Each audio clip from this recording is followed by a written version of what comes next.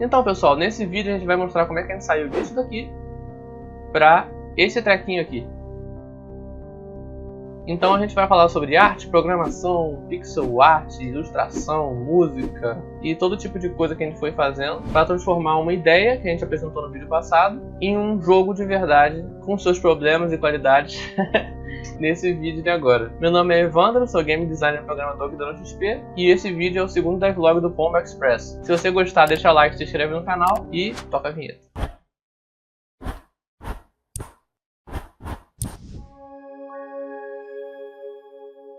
No vídeo passado, a gente falou sobre conceitos do jogo, coisas que a gente queria acrescentar no jogo, a gente estava pensando, e tudo isso aconteceu em apenas um dia de 7 dias da Game Jam. Pode parecer que foi muita coisa, mas aquilo ali são vários pensamentos que a gente teve que ter antes de conseguir realmente começar a fazer o jogo. Baseado naqueles pensamentos do vídeo anterior, eu, como game designer, tive que organizar, criar e documentar um documento chamado GDD, que é um documento de game designer, em que a gente coloca as regras do jogo, como você ganha ele, como você perde ele, todo tipo de coisa que a gente tem no jogo e que a gente vai acrescentar para a gente poder começar a trabalhar nesse jogo de verdade. Eu fiz GDD no primeiro e no segundo dia de Game Jam, pra gente já começar a acelerar já os trabalhos, porque a gente tinha pouco tempo. E aí a gente organizou as tarefas no Trello, a gente fez a tarefa pro Patrick, a tarefa pro Jordan, a minha tarefa pro Léo, pra gente poder organizar e começar os trabalhos.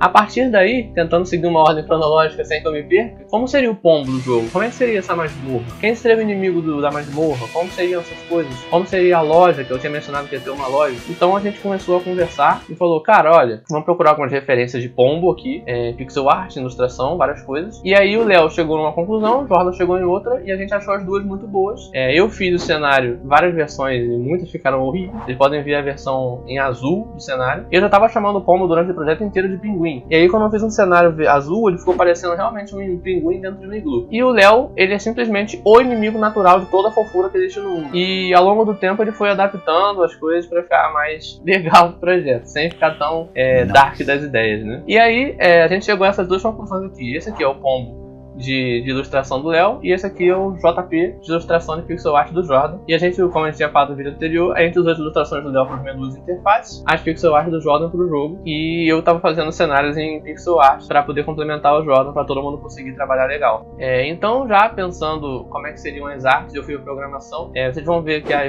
os vídeos que eu estou mostrando na tela foram de eu testando coisas que estariam no jogo. Eu tava testando como é que seria a arma, que teria que contornar o jogador para ele conseguir controlar com o mouse direitinho. É uma coisa que acontece em vários jogos top-down assim, porque se a gente tivesse que botar a arma acoplada no corpo do jogador, além de ser um pouco mais difícil de mirar, também teria que exigir um pouco mais de arte pra gente. Eles tinham que fazer uma coisa bem rápida, então a gente não conseguia fazer na hora. Além disso, vocês podem ver eu testando o comportamento de inimigo que segue o jogador, e o jogador batendo e ela se aglomerando em uma coisa só, e aí vira uma coisa só. Tive que fazer outro código depois para ajustar e os inimigos se separarem. E aí foram as coisas que eu fui colocando nos testes iniciais de programação e com alguma arte inicial assim de conceito. E depois que as programações iniciais foram sendo testadas, a gente estava só colocando as artes por cima e aí já conseguia ter um jeito mais fácil de trabalhar a programação e a arte. E aí quando chegava uma arte do Léo, eu colocava ela no momento da arte do Léo. Chegava uma arte do Jordan, eu colocava no momento da arte do Jordan. E assim a gente foi fazendo as coisas. Nosso jogo, sendo um jogo de roguelike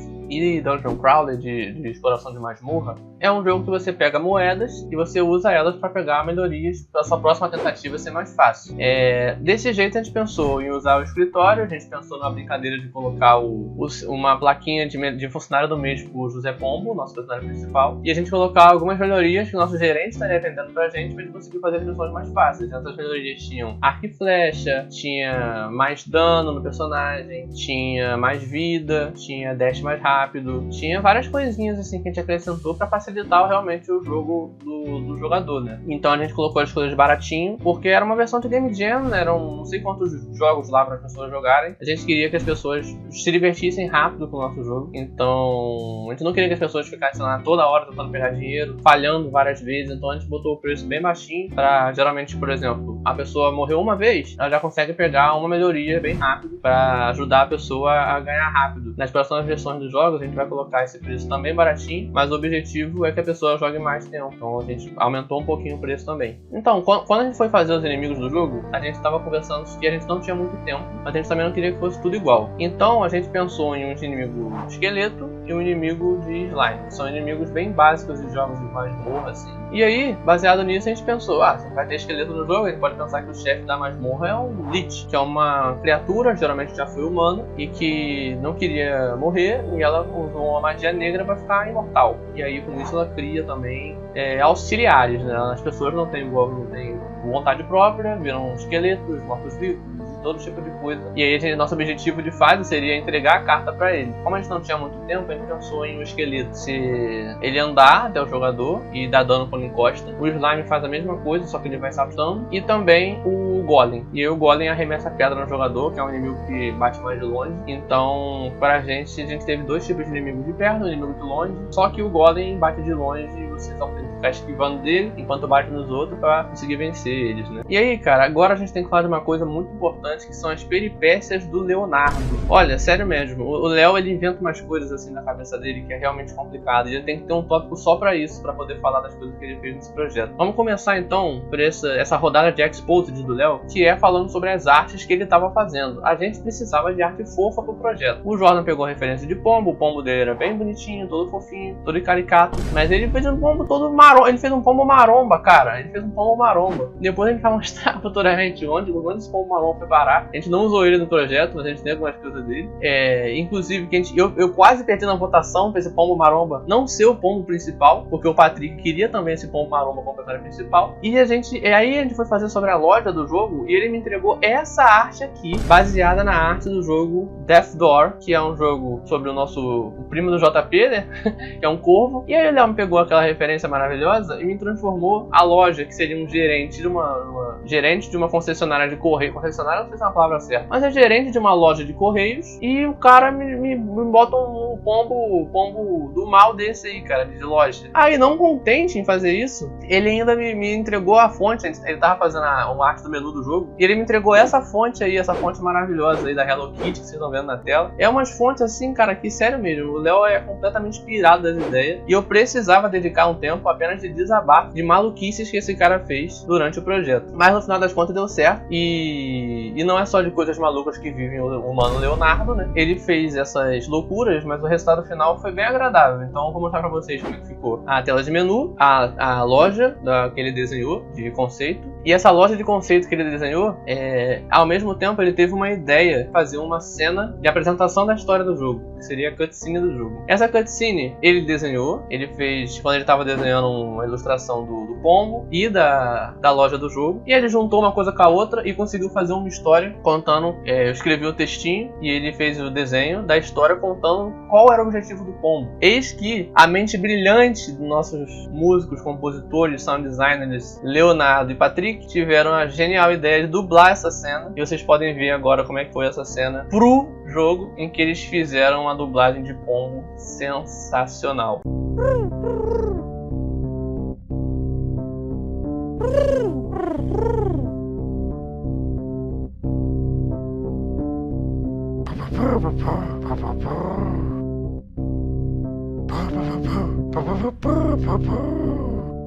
E falando sobre loja ainda, essa tela que o Léo fez na cutscene pra loja inspirou a pixel art que a gente usou depois pra loja e como ela ficou no final do jogo, que foi mais ou menos uma ideia do conceito dele que transformamos em pixel art pra ir pro jogo. Dessa vez a gente não vai esquecer do Patrick, vamos conseguir falar dele nesse vídeo. Então, como é que foram os sons e os áudios do Patrick? Pra música de jogo, eu tinha pedido a ele uma música de masmorra. E aí ele também, já usando conhecimentos populares de filmes e séries, como Drácula, por exemplo. E para fazer bem essa ideia de masmorra e castelo abandonado, ele usou o órgão de tubos como instrumento principal da melodia da música, né? E os únicos barulhos que a gente escutaria numa masmorra seriam nossos próprios passos, qualquer engrenagem que poderia acontecer e o som dos próprios inimigos vindo atrás da gente ou seguindo a gente.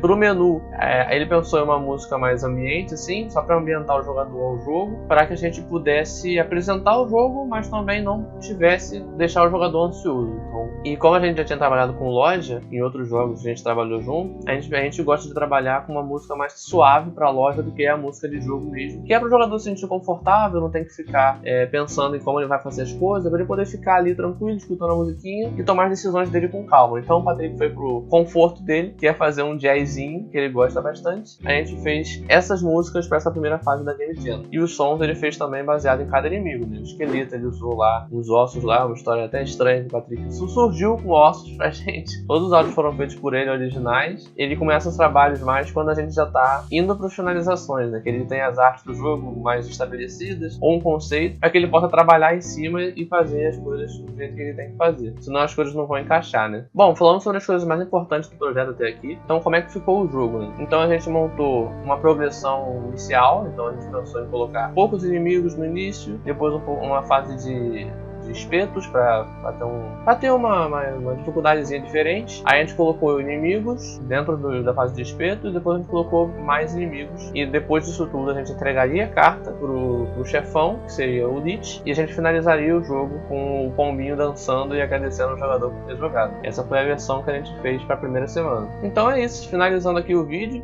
Depois que a gente entregou essa versão que a gente tinha do jogo na primeira semana, a gente teve que esperar mais uma semana os avaliadores poderem observar os jogos e escolherem os jogos que eles gostaram mais. Nessa uma semana a gente testou o jogo, a gente percebeu alguns erros, a gente recebeu alguns feedbacks e a gente falou, vamos corrigir essas coisas que a gente pode nessa uma semana, para caso a gente passe para uma próxima etapa, a gente já vai ter algumas coisas corrigidas, a gente vai conseguir trabalhar mais em melhorias do que em correções, né? E depois a gente só esperou mesmo para ver se a gente ia passar ou não. E aí a gente foi para a segunda fase. A gente vai falar sobre como é que foi a segunda fase no próximo vídeo. Como é que foi as reuniões com mentores, como é que a gente trabalhou para melhorar o jogo. Então a gente aguarda vocês no terceiro vídeo de devlog sobre a segunda semana de desenvolvimento do jogo. Fica com a gente aí, se inscreve no canal, dá like. A gente tá muito feliz com o resultado do primeiro vídeo, a gente espera que o segundo também seja bom. É isso, pode seguir a gente nas redes sociais, a gente vai colocar aqui na descrição e tchau, tchau.